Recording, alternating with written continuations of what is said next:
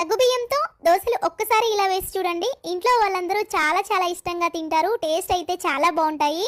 ముందుగా mixing bowl తీసుకొని 1 cup సగ్గుబియ్యం అండ్ 1 కప్పు స్టోర్ బియ్యం తీసుకోండి.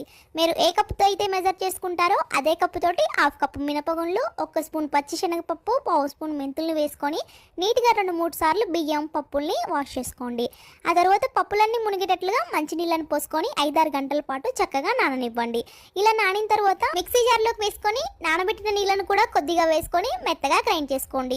ఇప్పుడు బాక్స్లోకి స్టోర్ చేసుకొని పిండిని నైట్ అంతా బయట పెట్టుకోండి. పిండి అయితే చక్కగా ఇలా పులిసిపోయింది. ఇప్పుడు స్లోగా కలుపుకొని టేస్ట్కి సరిపడా సాల్ట్ వేసుకొని దోశలాగా వేసుకోవాలి. పెనం బాగా హీట్ అయిన తర్వాత మంటను తగ్గించి పెట్టుకొని దోశను వేసుకొని చుట్టూ కూడా ఆయిల్ని అప్లై చేసుకొని మంచిగా 2 వైపులా కాల్చుకోవాలి. టేస్టీగా చాలా బాగుంటాయండి సగ్గుబియ్యం దోశలు. ఒక్కసారి ట్రై చేసామంటే మళ్ళీ ఇలానే చేయాలనిపిస్తాయి. తప్పకుండా ఒకసారి ఇలా ట్రై చేసి ఎలా కుదిరిందో కామెంట్